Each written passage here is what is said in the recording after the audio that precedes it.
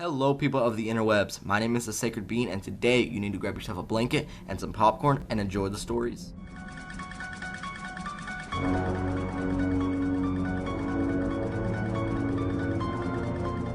Now, before we get into my story, I need to address a few things about this series. This series will be about once a week on my channel, and it will have special guests to tell their stories because I don't have very many stories to tell. If you have any stories you'd be willing to share, please tweet me on Twitter or leave a comment in the comment section. It doesn't only have to be about ghosts, it can also be about nightmares, Ouija boards, aliens, anything paranormal basically. Please tell me and I will get you on the show. When this all went down, I was about 9 years old and I lived in Columbus, Ohio. My dad is a mover, and if you don't know what that is, then basically what he does is he moves people outside of Columbus, Ohio to other cities across the country. So if you've ever moved, you realize you try to get rid of stuff when you're moving. So you could understand that my dad would get some odds and ends from people just giving him stuff just so they could get rid of it pretty much. So one day my dad decides to walk into the house with an Ouija board. Now my dad is kind of an old school guy and likes to collect antiques and stuff like that.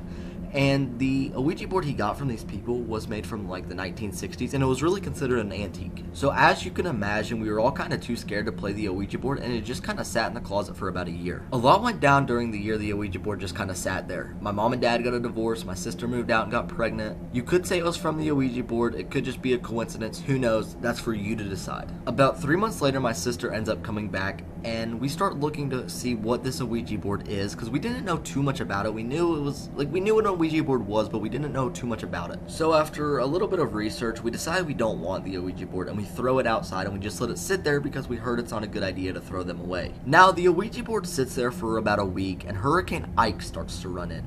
Now, like I said in the beginning of the video, I live in Columbus, Ohio, and we really don't get any hurricane weather because it's nowhere near the ocean. Now we have 60-mile-per-hour winds, and it's starting to hail. It does that for about 2 days, and that Ouija board sits in the same spot and doesn't move the entire time. After all this, my mom is now desperately trying to get rid of this Ouija board. She is literally offering to pay people to take this Ouija board off of her hands. The house I lived in Columbus, Ohio had apartments behind them, and my mom had some good friends that lived in those apartments, so she finally gets one of her friends to take this Ouija board. They had the Ouija board for about a week, and something strange happens. I guess they were playing with the Ouija board the night before, and when she wakes up, she steps on the planchette, which is the part of the Ouija board that like kind of moves to the answer or whatever. Like, if you don't know what a Ouija board is, look it up like right now. I'll put a picture of what a planchette is, so just so you can get an idea.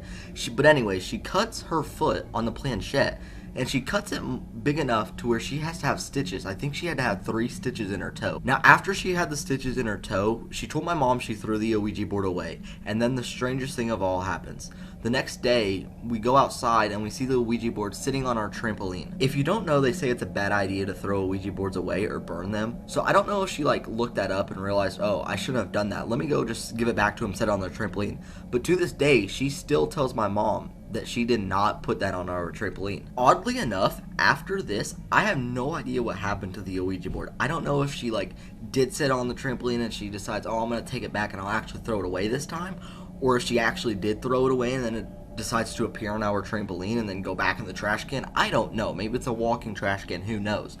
But all I know is that I find it very weird that I don't remember anything after it sat on the trampoline. The next day it was gone. After the Ouija board miraculously disappears, my sister claims that every time she would try to go upstairs, and once she'd get to the top of the stairs, it would feel like something would try and push her down the stairs. My mom also had some experiences. She said she would hear an old man at night. I never had any of these experiences. Maybe I did. Maybe I was like I said, I was like 9 years old, and maybe I just didn't pay any attention to them. I don't know how true those stories my mom and sister told me, but they're definitely creepy nonetheless. This is about the only thing paranormal that has ever happened to me, and plus I'm not a very good storyteller, so like I said at the beginning of the video, I'm gonna have special guests on from here on out. Once again, if you have any stories you would like to tell, please tell me in the comments or tweet at me on Twitter that you would like to be on the show. So if you have any theories as to what could have happened with this Ouija board, then please leave them in the comments because I want to read them, because to this day this still leaves me puzzled. And thank you all so much for watching. As always, don't forget to like, comment, and subscribe. Being out.